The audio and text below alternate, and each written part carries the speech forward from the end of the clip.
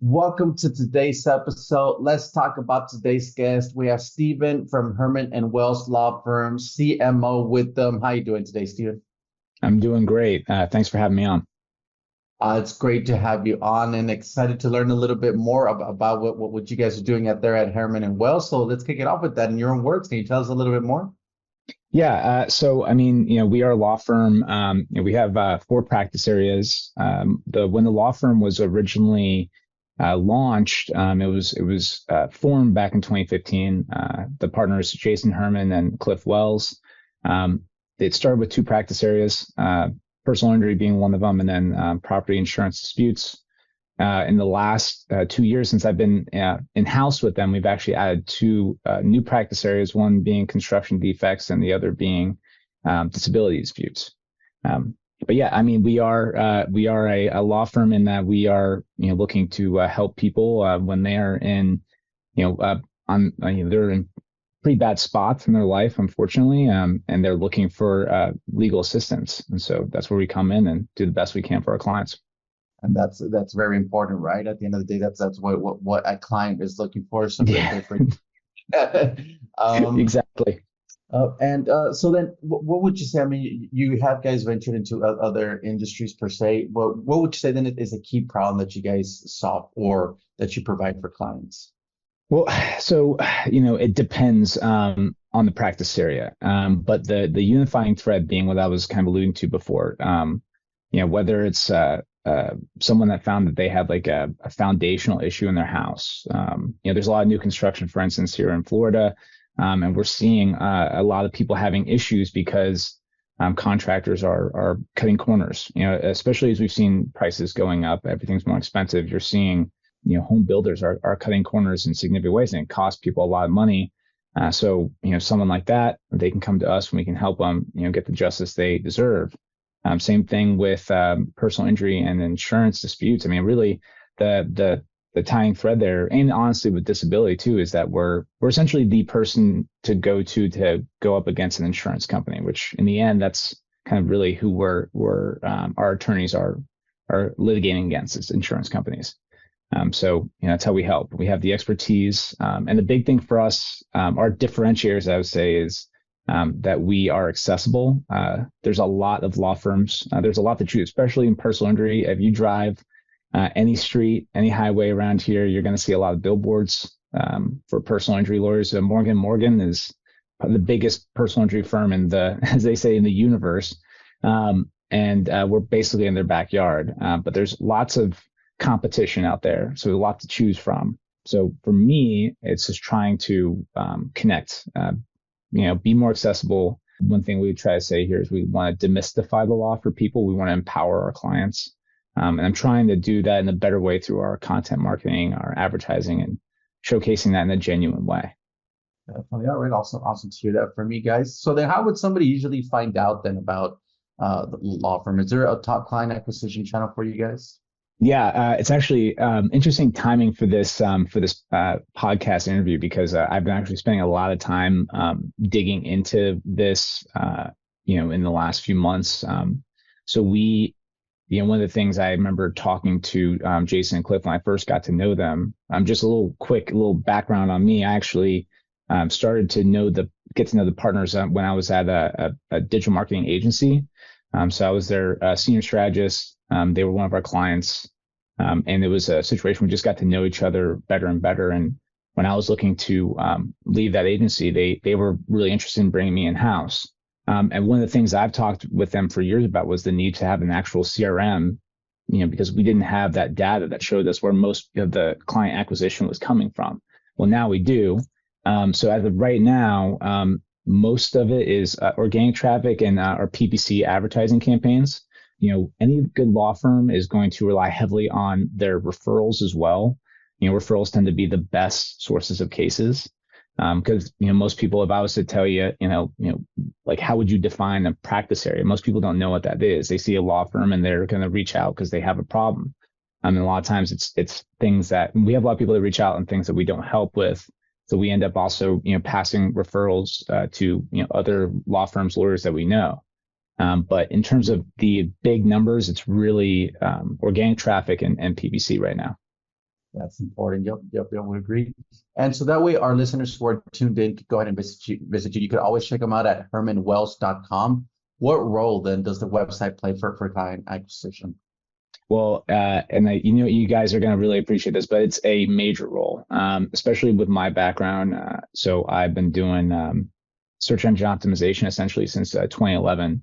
And that's my deepest area of expertise as content marketing, essentially. But especially with that and just PPC advertising, it plays a very, very central role. As I said, one of our differentiators is that we want to demystify the law. We want to empower our clients, and I take that to heart when it comes to our content. So I want our website to really, have the answers to the questions that people that are within our target audiences are seeking. So it's just essential that it's an up-to-date website that, clearly answers those questions and gives people the path towards either, contacting us, or, sometimes we also are just trying to be just open and honest in terms of like, hey, sometimes you might not need a lawyer for this, and this is what you need to do to get help. But we just try to be helpful and make it easy for people to contact us or set up a consultation if that's what they're looking for. Definitely. All right. Awesome to hear that. And on that note, is there any tools or tips or methods? I mean, you are the expert as far as some website lead generation.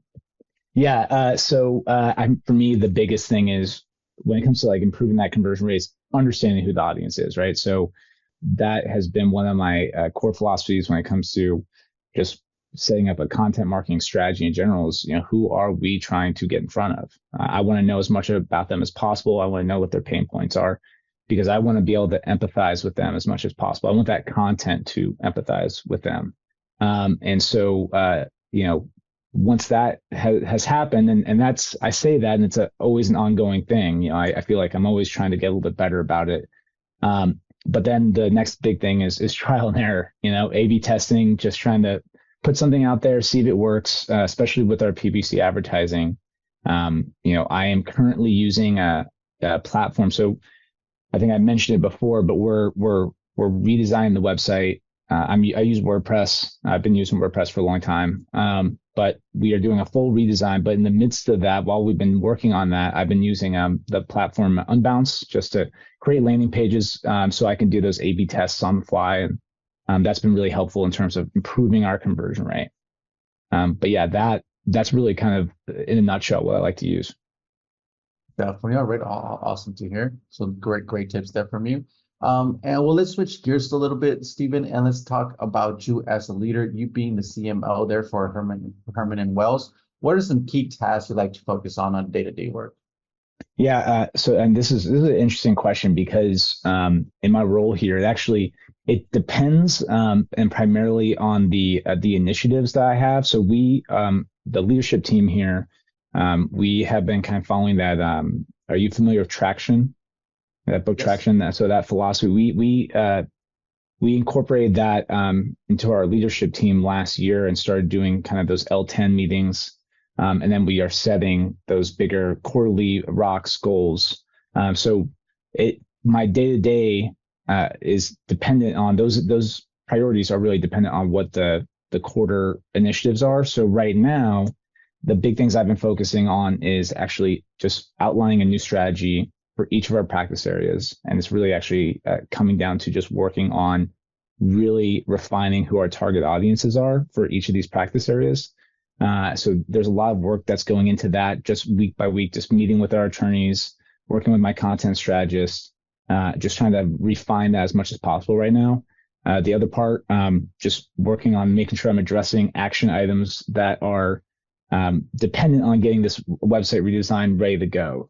Unfortunately, I do find myself as like a bottleneck a bit, when it comes to these, initiatives that we have going on. So, because we have one of the things that I've been working on since being here is kind of building up an internal marketing agency, so to speak. Having, have virtual assistant, content writer, strategist, social media manager, video editor. We have all these things in place, but one of the biggest things is trying to get processes going so things are running smoothly day to day, week by week, month by month. And there's still a lot of areas where optimization needs to happen.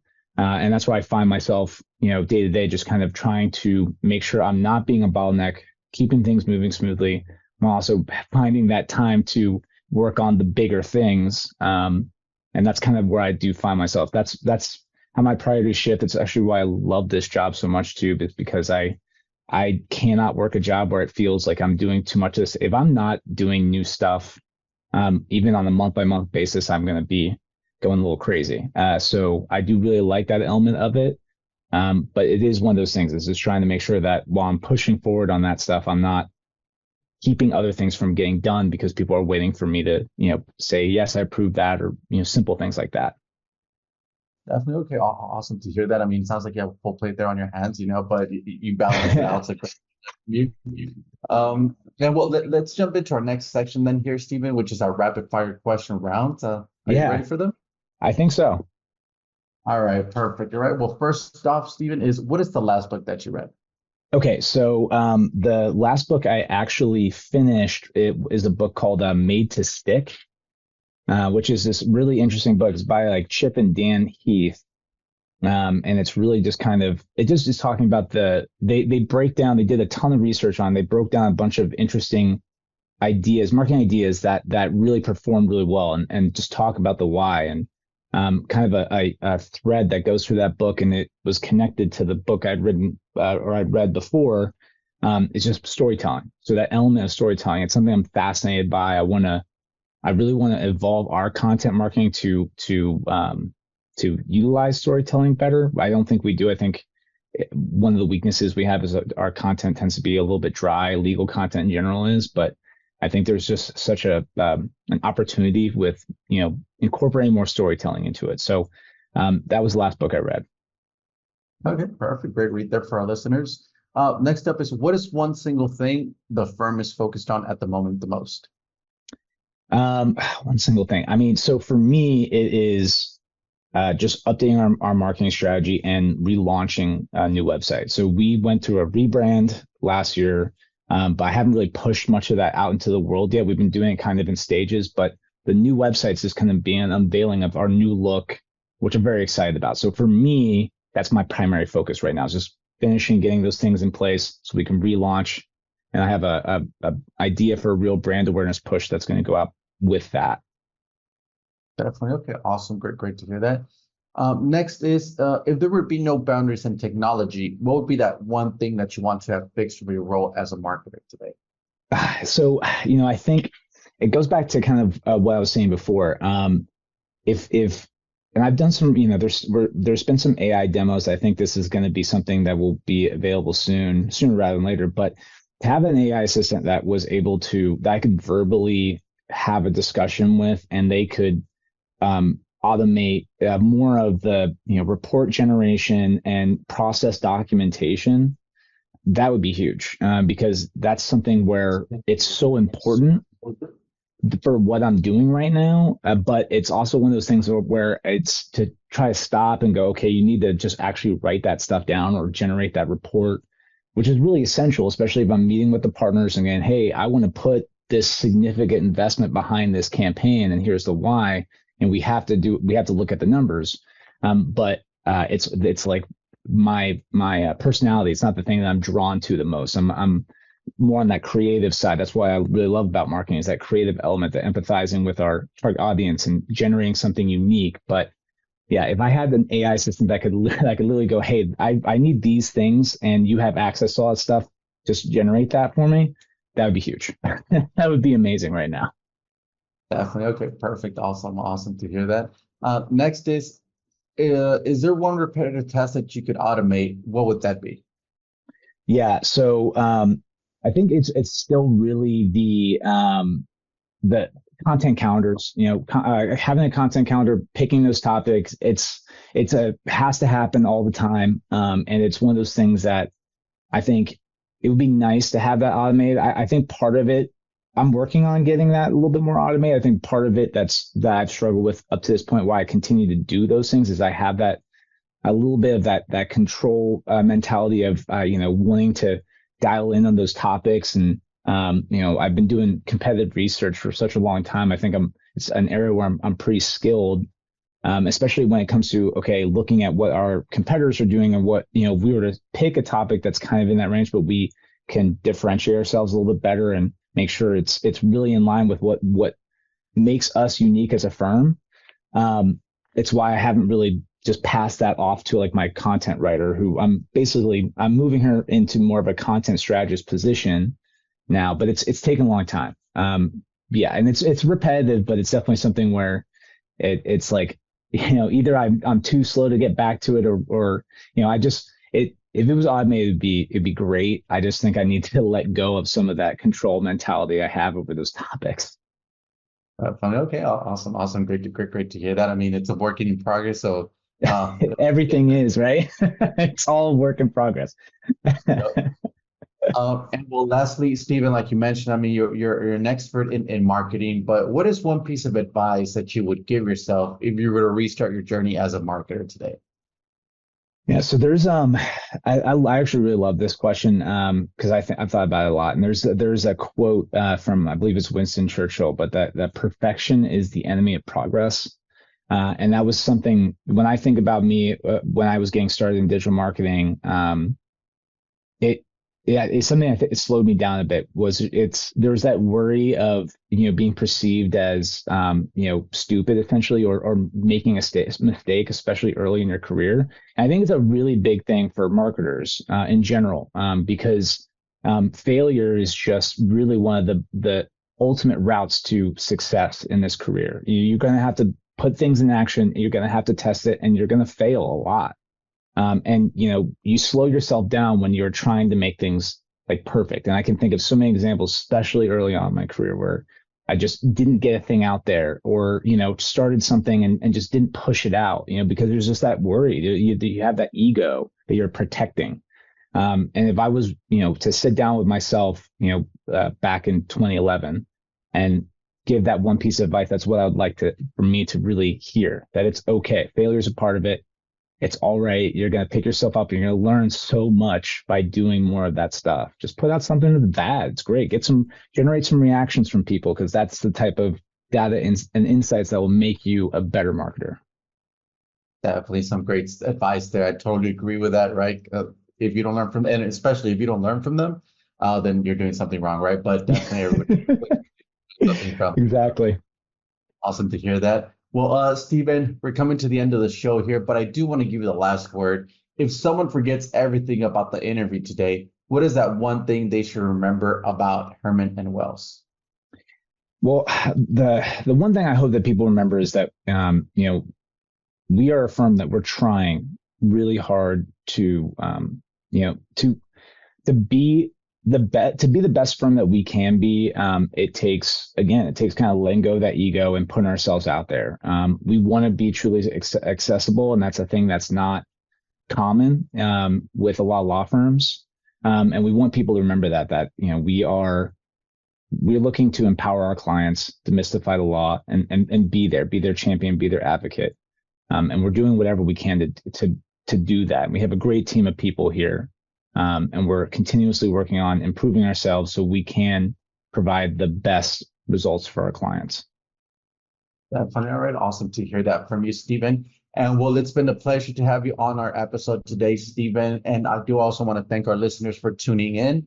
And mentioning that we'll see you on our next episode at Pathmonk Presents. Thanks a lot, Stephen. Thank you, Ernesto. I really appreciate this opportunity.